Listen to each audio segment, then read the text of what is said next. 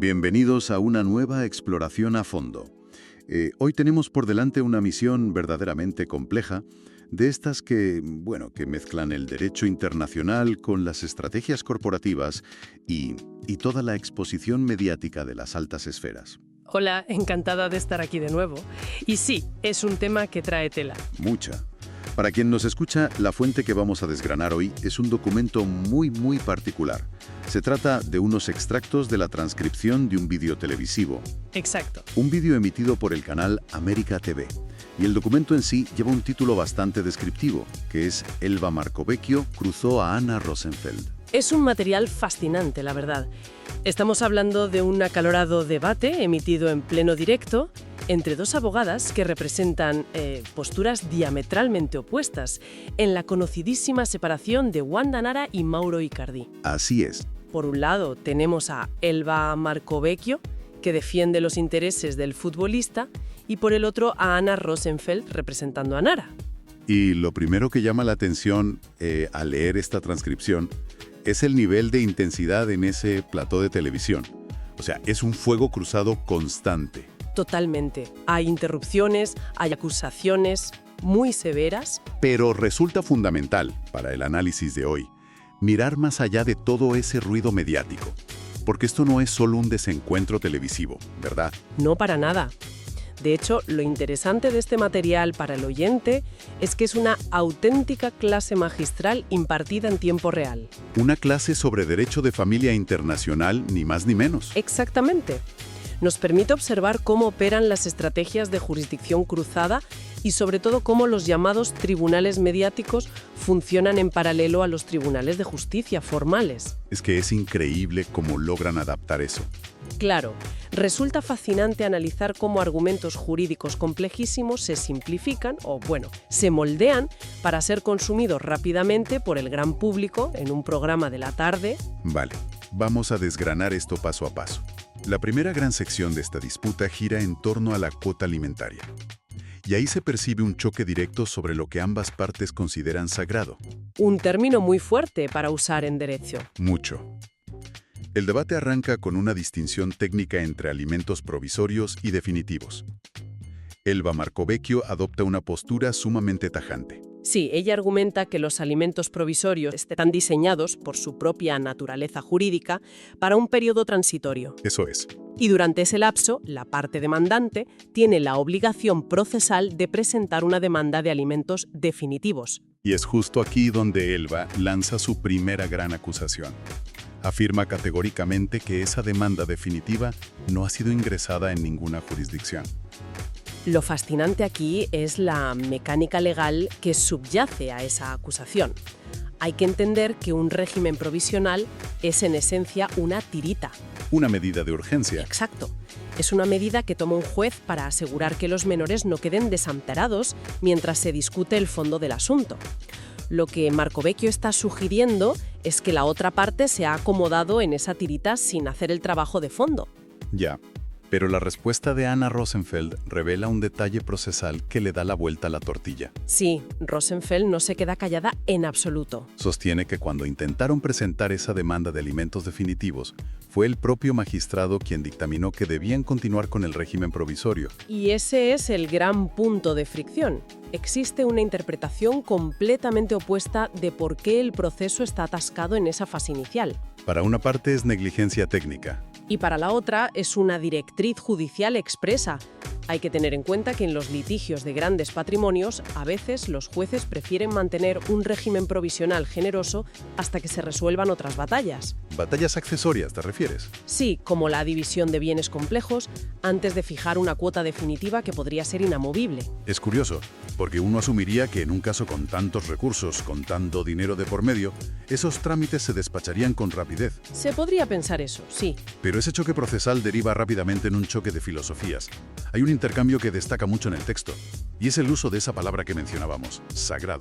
Anna Rosenfeld argumenta con muchísima vehemencia que los alimentos son sagrados. Dice que son un derecho inalienable de los niños. Exacto, de los niños, y que la madre solo actúa como administradora de ese dinero, que está destinado íntegramente a la crianza y a la educación. Es un argumento que apela directamente a la moralidad del espectador. Claro, decir que los alimentos son sagrados es un recurso discursivo poderosísimo cuando tienes una cámara delante. Es un mensaje que cala hondo. Sin embargo, la refutación que hace Elba Marcovecchio es un ejercicio de retórica legal muy astuto. Desarma completamente esa premisa. Totalmente. Marcovecchio califica esa frase de mero eslogan publicitario. Y de título para la prensa. Eso es. Ella argumenta que, en el contexto de un expediente judicial riguroso, lo verdaderamente sagrado no es la simple transferencia de capital, Sino el interés superior de los niños. un concepto que, por cierto, está amparado por convenciones internacionales. Es el principio rector del derecho de familia en todo el mundo occidental. Para Marcovecchio, ese interés superior engloba el sustento material, sí, pero también el vínculo afectivo materno y paterno-filial. Está intentando mover el foco del debate. Lo que intenta decir es algo así como: no hablemos solo de quién paga qué factura, hablemos de cómo se está protegiendo la relación de esas niñas con ambos progenitores. Es un cambio de marco mental muy inteligente, pero del terreno filosófico el debate cae en picado a los datos duros, a los números y a las listas negras. Sí, se vuelve muy terrenal de repente. El texto menciona el registro de morosos, o de deudores alimentarios. Elba admite abiertamente que el futbolista está inscrito en ese registro. Pero lo describe como una inscripción vieja. Exacto. Le resta importancia operativa en el presente. Es una postura arriesgada, sin duda, porque Rosenfeld contraataca inmediatamente, aportando fechas muy concretas frente a la audiencia. Afirma que esa anotación en el registro salió el 18 de febrero. Y aquí introduce el concepto de la voluntad de pago. Señala que se pagó la llamada obra social de las niñas en una sola ocasión. Hagamos una pausa aquí para traducir un poco la terminología, porque Rosenfeld menciona la obra social, que para quien nos escucha desde España, vendría a ser el equivalente al seguro médico privado de las niñas. Es una buena aclaración. Además, Rosenfeld detalla cómo funciona técnicamente la morosidad en este contexto argentino. Explica que si no se paga del día 1 al 5 de cada mes, se genera automáticamente una liquidación. Que entiendo que es la acumulación aritmética de la deuda, ¿no? Exacto.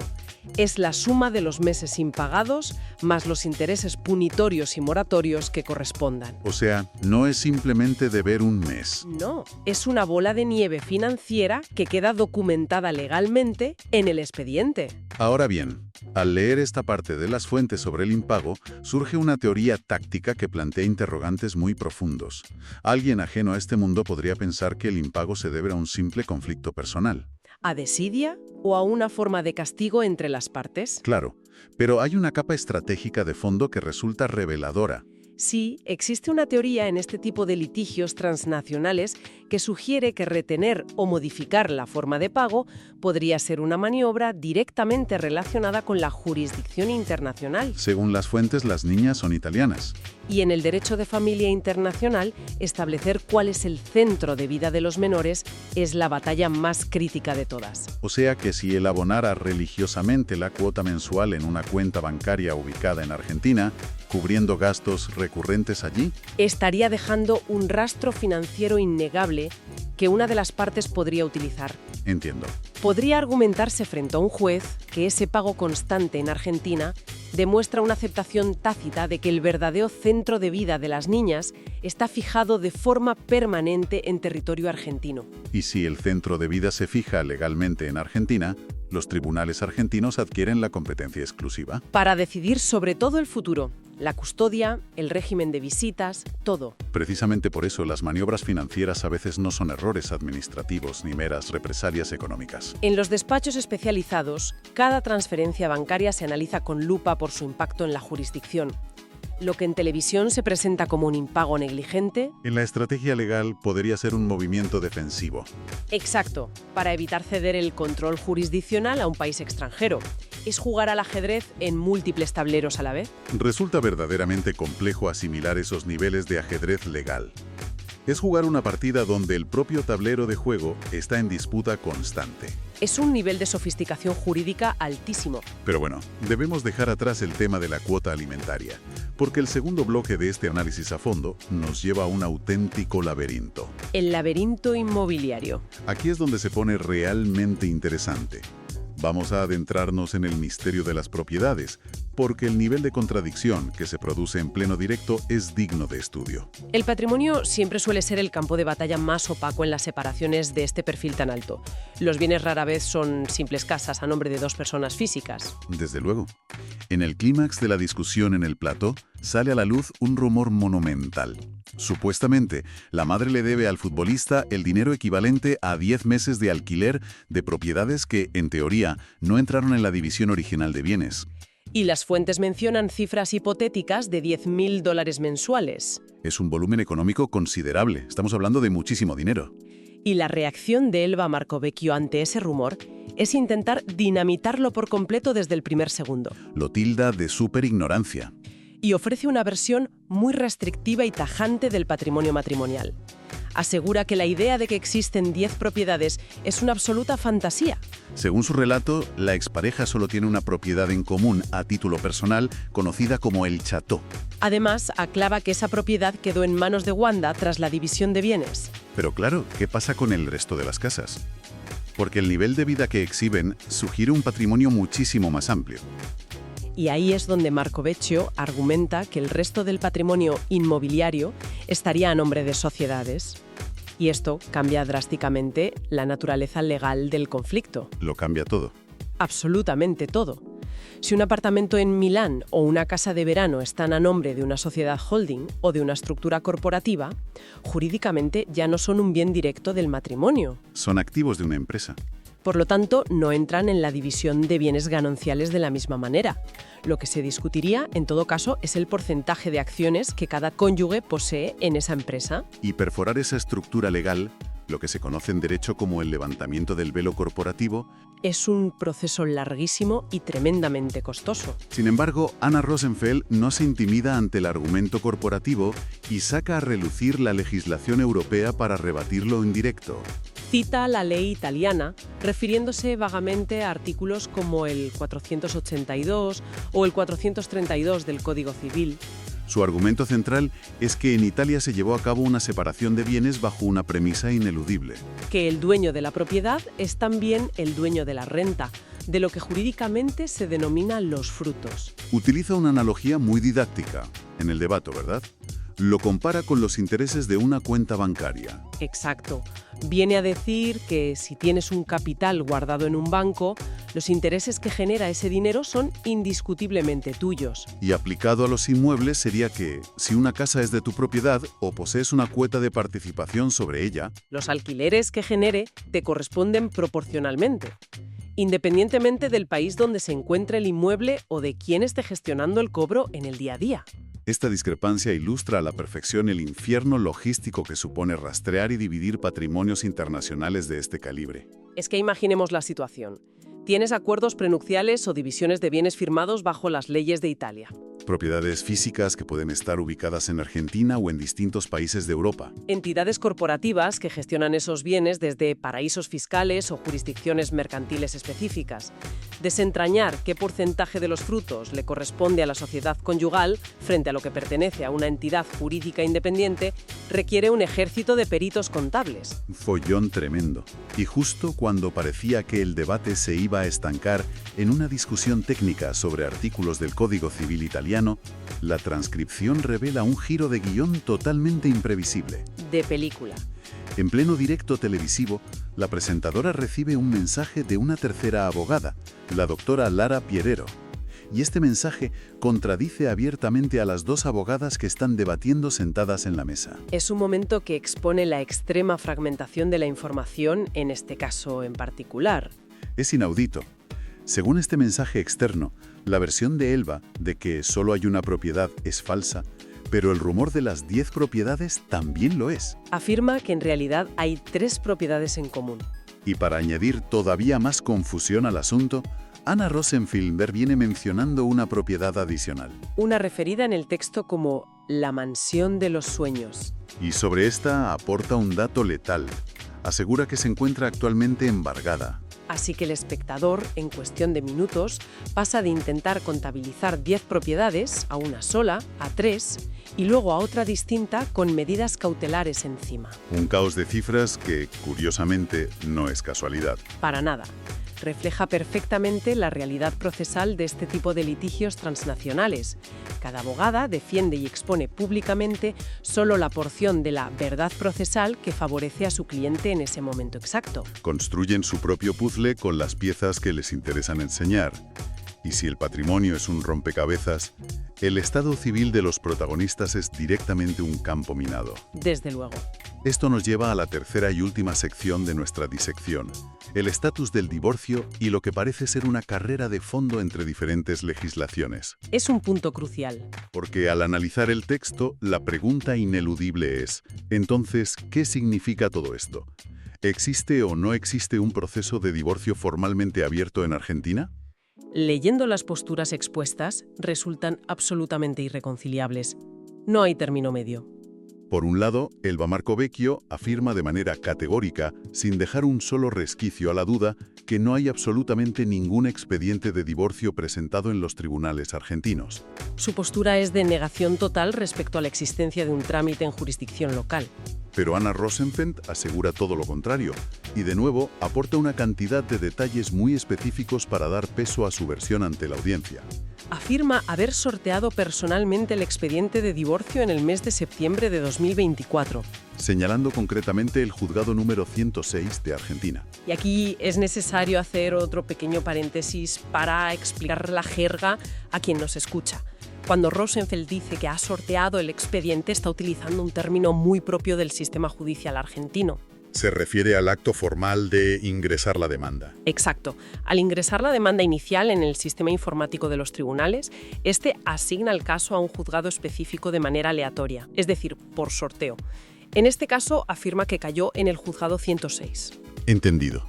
Pero la propia Rosenfeld matiza algo importante. Dice que aunque el caso fue asignado a ese juzgado, ambas partes decidieron de común acuerdo no darle curso legal activo en ese momento. Es decir, el expediente físico existe, está radicado allí, pero lo mantuvieron en pausa. Y claro, uno se pregunta, ¿por qué se haría algo así? ¿Presentar algo para luego congelarlo? Si conectamos esto con el panorama general de los litigios internacionales, esta maniobra tiene un nombre muy claro en el mundo jurídico. Se llama forum shopping. O la búsqueda del foro más favorable. Exactamente. Es la práctica de elegir el tribunal o la jurisdicción donde las leyes benefician más a los intereses particulares de tu cliente. Una carrera para fijar las reglas del juego antes incluso de que empiece el partido oficial. Tal cual. Rosenfeld argumenta que, si el objetivo de las partes es obtener un divorcio rápido, la vía adecuada y eficiente es utilizar la legislación argentina. En el debate, describen la ley italiana sobre separaciones y divorcios como más anticuada. O al menos mucho más burocrática y lenta para disolver el vínculo matrimonial de forma definitiva. Al ingresar la demanda en Argentina, aunque quede pausada, se aseguran una especie de reserva de plaza. Una reserva en esa jurisdicción por si las negociaciones en Europa fracasan y hay que tirar por la vía rápida. Es una estrategia preventiva enorme y muy bien pensada. Y hay un elemento más que añade una urgencia brutal a toda esta situación que estamos analizando. Las fuentes marcan una fecha en rojo en el calendario. Un dato que parece ser el detonante de tantas tensiones televisadas. El 25 de marzo. Una verdadera fecha límite. Así es. Según se afirma repetidamente en la transcripción, el 25 de marzo es el día en el que finalmente saldrá la sentencia de separación personal. La inminencia de un fallo judicial de este calibre actúa en el entorno de las partes como una olla a presión. A medida que el reloj avanza hacia esa fecha, las negociaciones extrajudiciales se aceleran inevitablemente. Y la maquinaria mediática se pone a trabajar a pleno rendimiento. Hay que entender que cada filtración a la prensa, Cada aparición en un plató, y cada mensaje de WhatsApp enviado a una presentadora en directo, todo está milimétricamente calculado. buscan posicionar a una de las partes de la mejor manera posible ante la opinión pública antes de que un juez emita un veredicto definitivo. Nada es producto del azar o de un simple calentón del momento.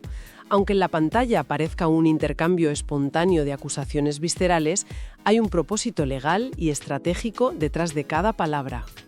Y con esto llegamos a la recta final de nuestro análisis.